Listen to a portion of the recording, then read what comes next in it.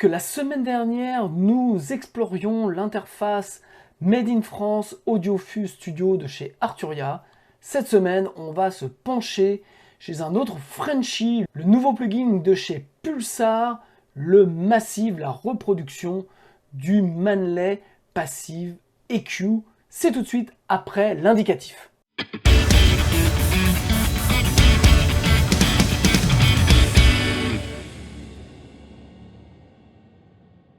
Salut à toutes et tous, c'est Jaf. Aujourd'hui dans Bibi Blabla, nous allons nous pencher sur un nouveau plugin et pas des moindres, puisque première raison, c'est la reproduction du fameux Manley Passive EQ. Voilà, donc un must-have en termes déjà de machine qui vaut une blinde, en termes de plugin aussi. Et puis ce plugin est fait par nos Frenchies de chez Pulsar. Voilà, donc j'avais déjà fait un Bibi Blabla sur un de leurs plugins qui était le Smasher, le 1176 All Button In, qui est un de mes 1176 All Button In préférés, voilà, qui est le meilleur je trouve, qui est sur ma compression parallèle sur la batterie, voilà, je n'y ai pas touché depuis maintenant près de 2 ans. Et donc aujourd'hui, on va regarder, ils viennent de sortir le Massive. Alors, le Massive, c'est bien entendu la reproduction du Passive EQ de chez Manley. Alors, c'est une EQ un peu mythique, puisque, premièrement, c'est une EQ à tube. Deuxièmement, c'est une EQ parallèle, voilà, qui fonctionne de façon très spécifique, qui n'est pas une EQ, on va dire, standard comme on a chez Nive ou chez SSL. Non, elle fonctionne de façon parallèle, et donc, en fait, elle amène les bandes d'une manière assez originale. Alors, il y avait il y avait jusqu'à présent, si je ne dis pas de bêtises, que Universal Audio qui avait fait reproduction, en plus signée par Manley, de la Passive EQ, voilà, je me trompe. Donc on va voir sur le site de Universal Audio, voilà, donc c'est vraiment, elle a été officiellement approuvée par Manley Lab, et donc ça c'est un plugin que j'ai depuis des années. Donc vous voyez qu'il fonctionne un petit peu de façon spécifique, donc vous avez un boost, un cut, vous avez là un shelf ou une belle, et en gros ça vous permet vraiment d'emmener, comme vous pouvez le voir, plusieurs shelfs et plusieurs belles en même temps, et donc ça fait vraiment quelque chose, comme je le disais, et comme le rappelle sur le site donc de Pulsar, parallèle topologie d'EQ, donc c'est vraiment une EQ assez spéciale. On l'utilise essentiellement dans le mastering, mais on l'utilise aussi en EQ. Alors quand vous l'achetez chez Universal Audio, vous avez 2 plugins. Vous avez la version pour le mix, avec donc les boutons qui ne sont pas crantés, et vous avez la version pour le mastering, avec la version crantée sur les boutons. Donc ça c'est le point. L'autre point, c'est que chez Universal Audio, donc jusqu'à présent, il vous fallait une interface Universal Audio, et en plus, il fallait débourser pas moins de 300 € pour avoir cette EQ.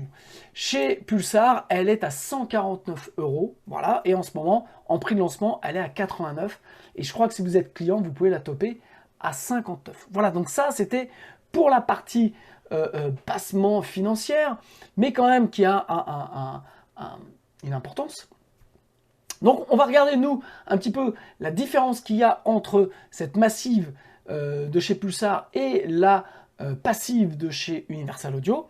Et puis on va regarder aussi les fonctions. Bien entendu, il y a des grosses différences en termes de fonctions, puisque le plugin Universal Audio est vraiment la reproduction classique, je dirais, de l'EQ. Donc il n'y a aucune fonction supplémentaire.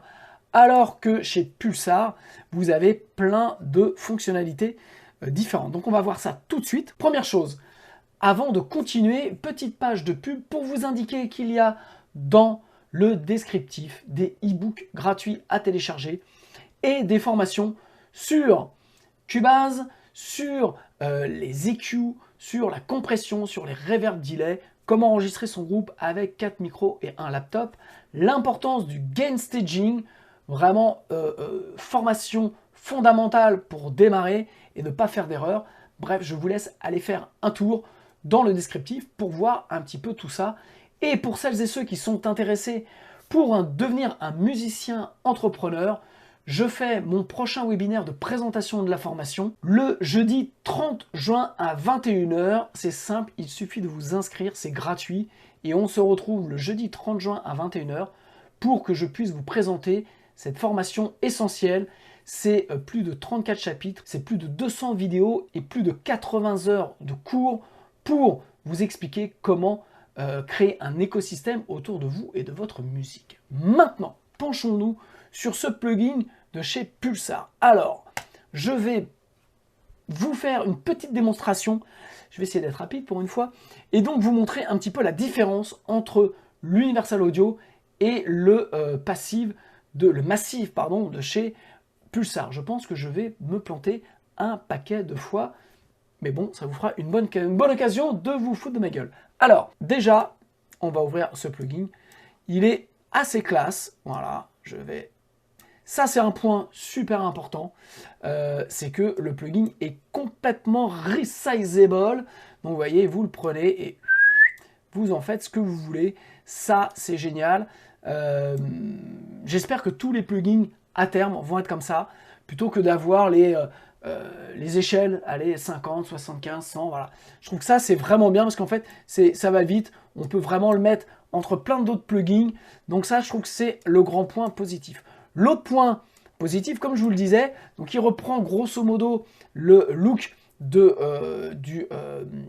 l'Universal Audio que je vais vous montrer ici. Alors, vous le savez si vous me suivez, que aujourd'hui, pour lire mes plugins Universal Audio, je suis obligé de passer par AudioGreeder.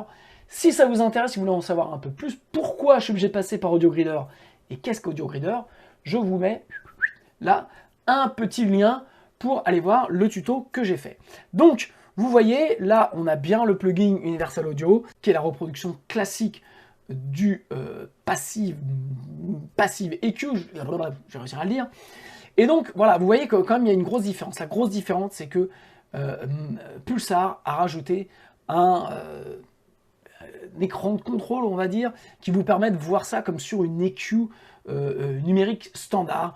Donc ça, c'est quand même un point assez intéressant parce que on se rend mieux compte, je trouve, de l'importance, vous voyez, quand on utilise les boutons de bandwidth, de Q, de voir un petit peu comment réagissent vraiment les boutons. Vous voyez, si je me mets là, on voit vraiment de toute façon qu'on ne peut pas avoir des Q super serrés, que ça reste, je dirais, une EQ analogique et qui plus est à tube. Donc vraiment, on a ça, mais je trouve que c'est un point vraiment positif. L'autre point positif, c'est que vous pouvez délinker le gauche et le droite. Voilà.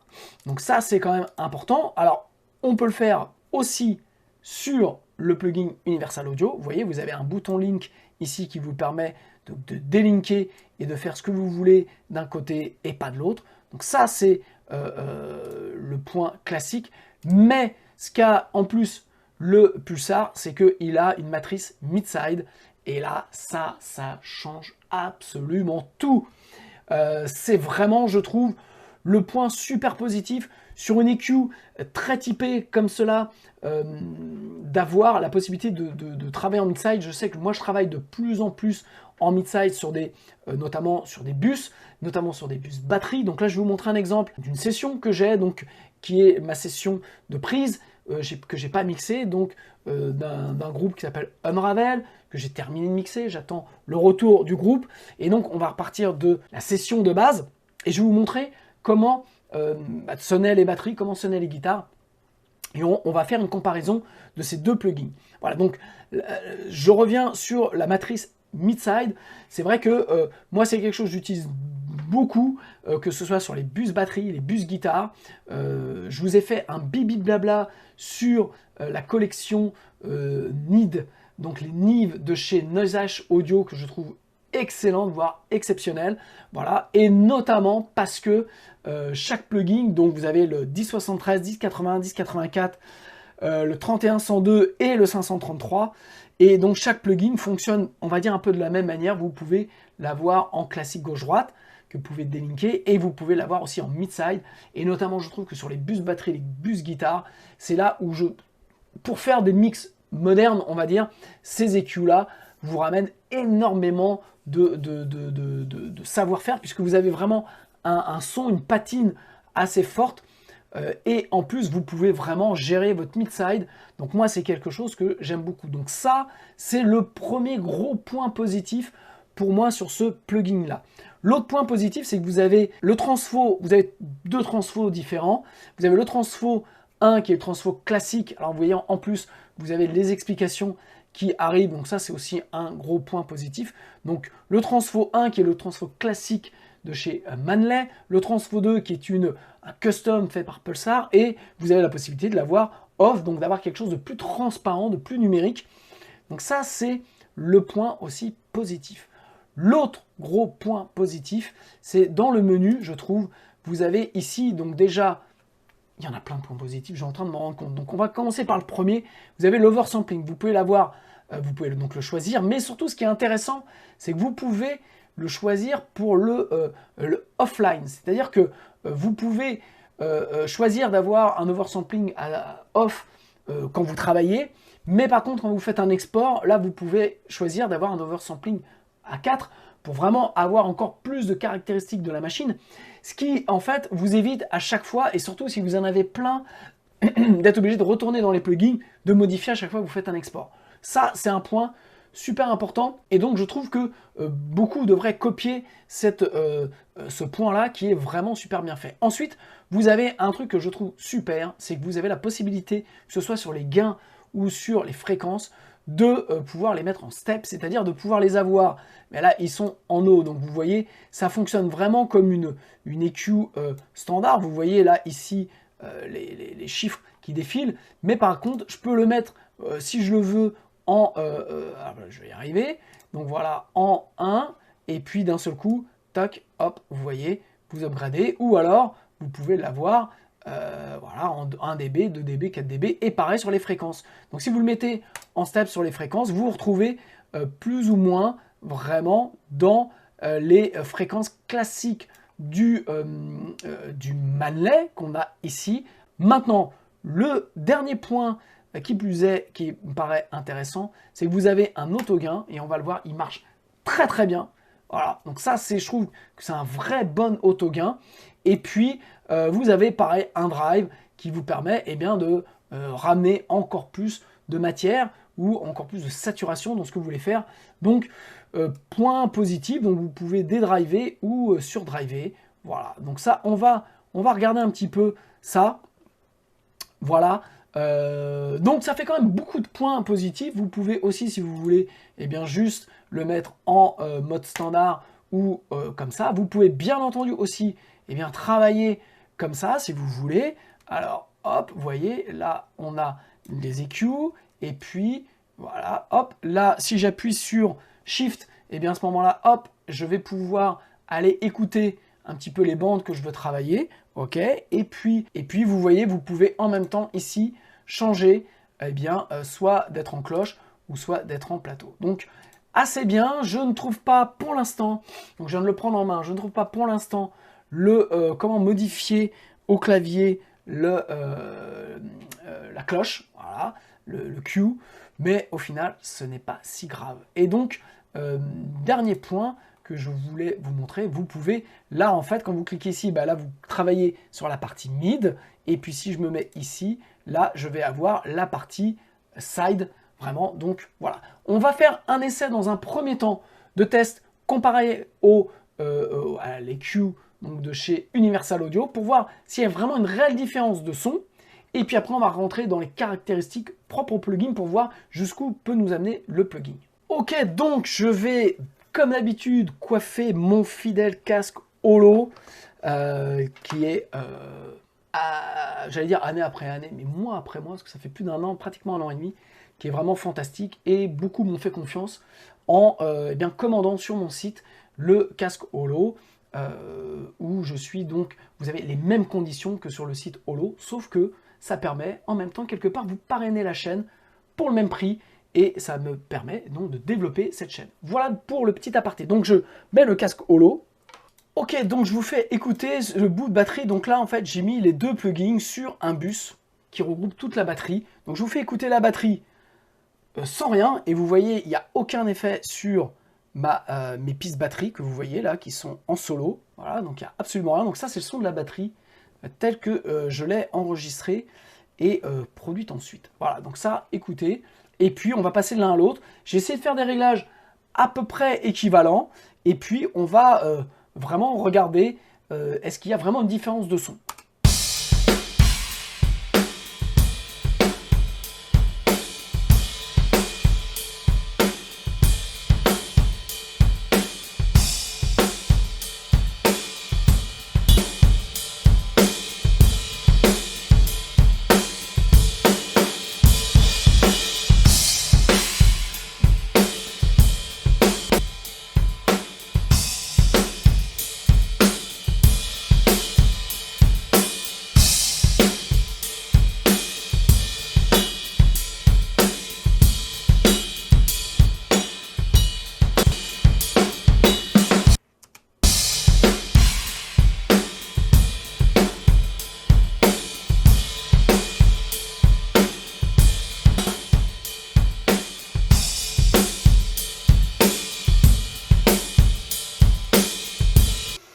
Comme ça, premier constat, je trouve que dans un réglage assez simple, je trouve que les deux sont assez équivalents. Voilà, donc ça c'est quand même un point positif parce que quand même le plugin Universal Audio est quand même une référence. Aussi, ne négligeons pas la qualité de ce plugin qui a de plus été validé par Manley. Ça c'est déjà le premier point. Le deuxième point, je trouve que l'intérêt du Pulsar Massive aussi, c'est qu'il n'a aucune latence. Donc c'est pareil, c'est un plugin qui fonctionne sans latence, ça c'est très important, qui n'est pas trop gourmand, contrairement au Manley sur la carte Universal Audio qui bouffe beaucoup de ressources. Vous voyez, j'ai mis un Manley et il me prend sur une octo, il me prend 8%, donc c'est quand même beaucoup. Là, il prend quasiment rien. Et voilà, donc ça c'est pour la partie gourmandise, je dirais. L'autre point qui est intéressant, c'est que je trouve sur le bas,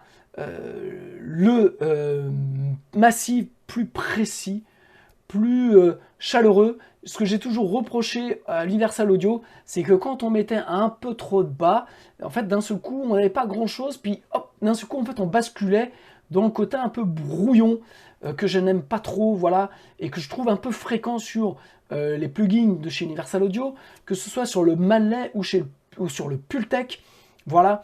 Donc ça c'est, je trouve que c'est son gros défaut, en tout cas pour moi, notamment quand on l'utilise en mastering. Voilà, je trouve qu'il ramène un espèce de bas qui est pas super précis, en tout cas que moi j'aime pas. Et là pour l'instant, le Pulsar, à réglage à peu près équivalent, je trouve que le bas est mieux tenu et que le bas est plus chantant et fait moins brouillon. On réécoute, donc on recommence par la batterie et je passe de l'Universal Audio au Pulsar.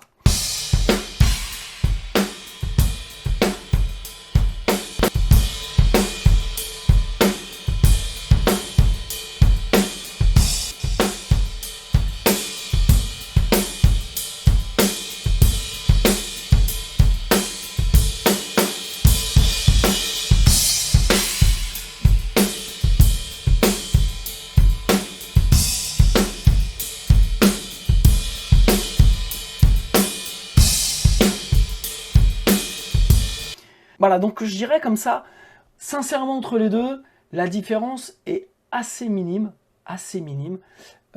avec le Massive, en tout cas dans le bas, beaucoup plus précis. On va comparer maintenant juste l'aigu, donc je vais couper le bas sur les deux. Ok, et puis on va comparer. Donc là, on repart avec le Pulsar, mais juste avec l'EQ aigu.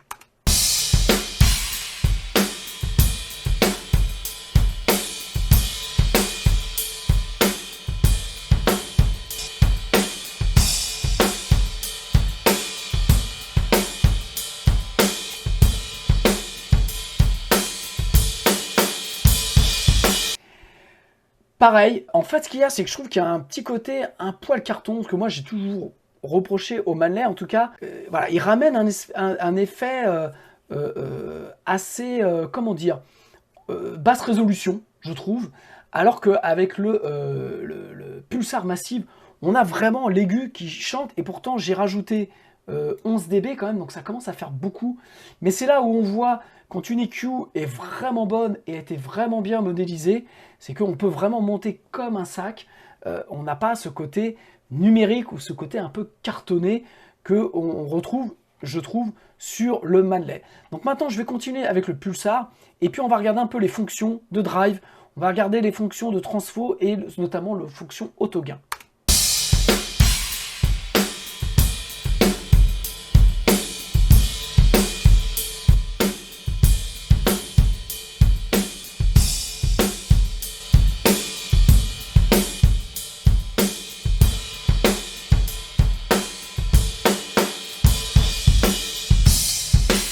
Voilà, ça c'est super important, très bien, parce qu'en fait, pour le coup, quand vous êtes obligé de compenser dans l'Universal Audio, et ben en fait, vous compensez par le in, donc quelque part, c'est pas la même logique, c'est-à-dire que vous êtes obligé de baisser, si vous voulez avoir un level match parfait, vous allez compenser par le in, ce qui n'est pas du tout logique, puisqu'au contraire, le in devrait nous permettre de pouvoir rentrer plus fort dans le truc. Alors après, vous pouvez mettre un trim juste derrière, mais ça fait un plugin supplémentaire.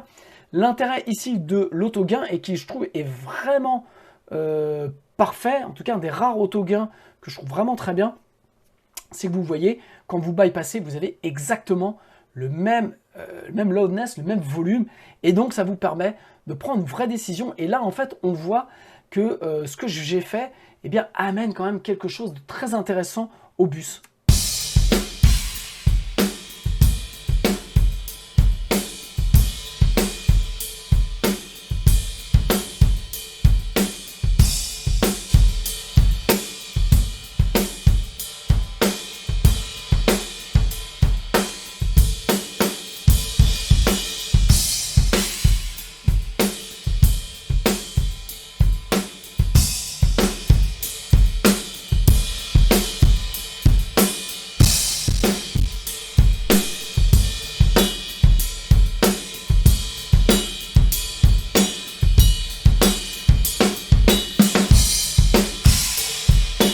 Alors voilà, ça c'est un point aussi que je trouve super bien, c'est que le drive permet aussi de dédriver un peu l'ensemble. C'est-à-dire que vous voyez, quand je monte, voilà, je rajoute 40 dB de drive, eh bien ça se met à tordre forcément.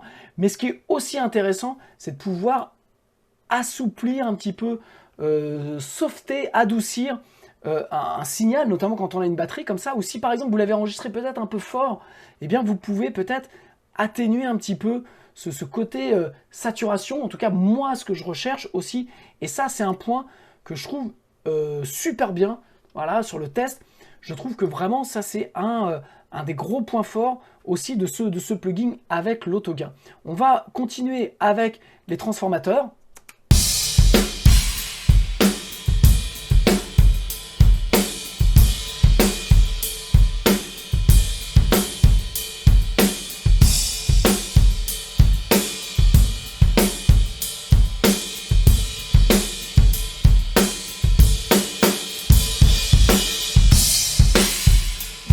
Très intéressant aussi, entre le off, où là on retrouve quelque chose de plus numérique, le transformateur 1 qui est donc le circuit classique, et puis le 2, donc c'est le Custom Pulsar, enhancing the dynamic characteristic of the hardware while removing some of its harshness.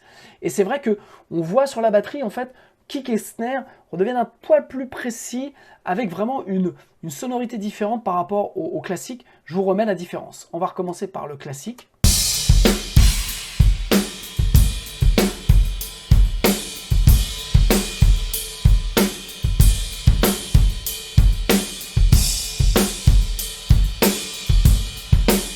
On a l'impression que c'est un poil plus compressé, mais très soft.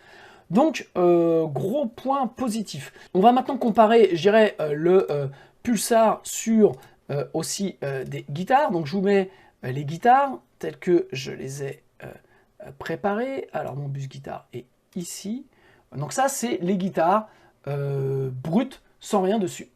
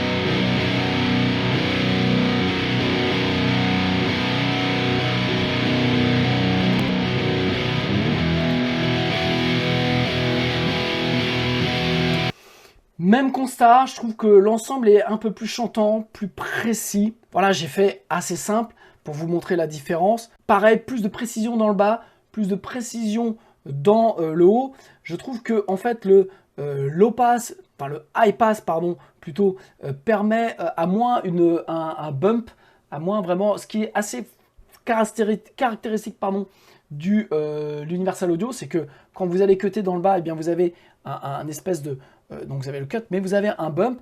Là, en fait, on voit qu'il y en a pas du tout. Donc ça, c'est le point positif à tout ça. Alors j'aurais, et je pense que il pourrait peut-être le faire, c'est que voilà, j'aimerais avoir accès ici à cette fonction de bandwidth, en tout cas sur le low, pour pouvoir mieux gérer en tout cas comme ça. Et puis ce qui pourrait être aussi peut-être pas mal dans les améliorations à faire sur le high pass et pareil sur le low pass, c'est peut-être de rajouter un côté, eh bien pour le coup numérique, c'est de pouvoir régler un petit peu sa courbe et pouvoir, pourquoi pas, créer un bump, parce que vu la qualité en tout cas de la définition du son, c'est quand même assez intéressant. Je rappelle que je suis en oversampling off, donc par comparaison à l'Universal Audio, voilà, pour être un petit peu pareil. Donc voilà, donc je trouve que en tout cas sur une batterie et sur des guitares, pour faire rapide, je trouve que en tout cas le Pulsar Massive amène beaucoup plus, en tout cas le son est vraiment meilleur sur le Pulsar. Maintenant j'aimerais retourner sur la batterie pour le coup profiter de l'ensemble des fonctions du Pulsar et donc de pouvoir jouer sur le mid-side. Donc voilà, je vais un peu m'amuser.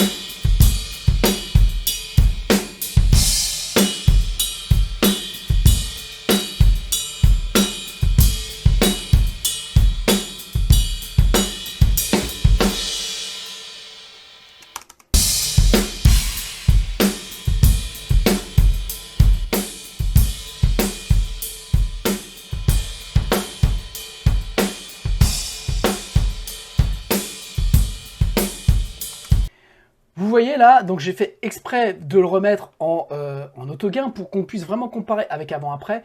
Ce que j'ai fait, c'est assez simple, c'est qu'en fait, donc j'ai travaillé, vous voyez, mes sides différents de mon mono, et vous voyez d'un seul coup comment on redonne une forme à votre batterie sans aller toucher chaque partie, juste par un plugin et placé sur un bus. C'est en gros, moi, c'est maintenant aussi beaucoup comme ça que je travaille. C'est pour ça que je vous disais tout à l'heure que je suis très friand des plugins qui offrent le mid-side, une reproduction vraiment des vieux trucs avec cette possibilité de mid-side, parce que on peut faire ça. Je vous remets donc sans et avec le Pulsar en mode mid-side, en mode autogain, pour qu'on puisse bien entendu comparer et voir un peu la différence. Écoutez bien l'image, comment elle change.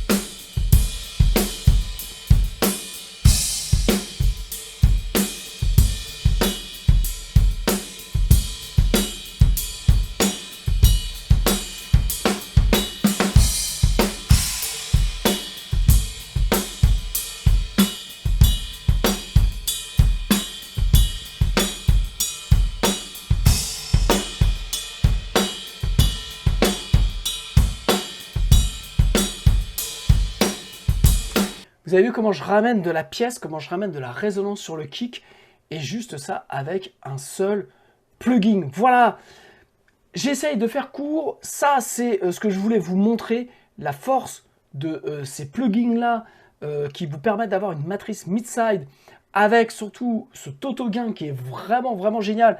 Ce qui manque sur la collection Noise H pour le coup, parce que vous pouvez donc compenser, puisque pour le coup, comme je l'ai expliqué dans la vidéo sur les Noise H, vous avez un in et un out complètement numérique qui vous permettent de pouvoir vraiment compenser, mais vous êtes obligé de le faire. Là, l'autogain est vraiment précis et vous permet d'avoir vraiment cette sensation différente et surtout pouvoir comparer ce qui est comparable. C'est ce que j'explique dans toutes mes formations. C'est que, en fait, pour pouvoir, le level match vous permet de prendre vraiment les bonnes décisions. Et là, pour le coup, je vous le remets juste une dernière fois. La différence sans et avec est vraiment massive.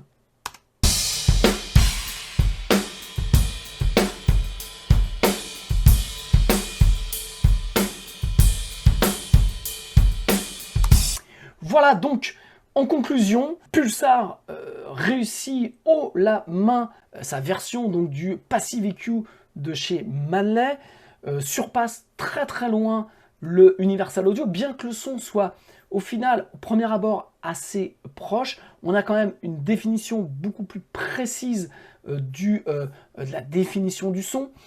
On a un nombre de fonctions, je ne vais pas vous les refaire, mais qui vraiment vous permet de prendre un paquet de bonnes décisions. Moi, pour être franc, les bandwidth, je les ai enfin compris grâce à ce plugin-là. Dans le Universal Audio, j'avais beaucoup de mal à situer comment marchaient les Q au final. Donc là, je trouve que c'est en plus d'être visuel, ce qui permet d'avoir un côté pédagogique. En plus, vous voyez ce que vous faites et l'autogain exceptionnel. Le transfo amène un plus et le mid-side, c'est vraiment les deux points vraiment qui vous permettent qui font, les deux points font, pas fait, les deux points font vraiment la différence sur ce plugin. Je pense que s'il n'y avait pas eu l'autogain et le mid-side, j'aurais conclu que oui, le Pulsar est en termes de son un peu meilleur que le Universal Audio, mais que voilà, si vous avez le Universal Audio, bon, il n'y a pas vraiment d'intérêt à acheter le Massive. Et bien là, rien que pour ces deux autres points, vous avez un meilleur son et en plus, vous pouvez aller extrêmement loin dans vos travails de bus, dans la production. Vous voyez, comme je l'ai fait sur la batterie, c'est juste mortel. Voilà, j'en reste là. Donc bravo aux Frenchies de chez Pulsar. Je vais aller tester d'autres plugins parce que j'en ai encore quelques-uns à aller tester chez eux. Et donc, eh bien voilà, vous savez quoi faire de vos sous. Si vous avez besoin d'une EQ comme ça, je le rappelle, elle est à 89 € et si vous êtes déjà client, vous pouvez l'avoir à 59 € jusqu'à la fin du mois de juin. Donc, c'est pour moi un no-brainer. Bravo Pulsar. À vous, j'en ai fini. À vous, Cognac Jet.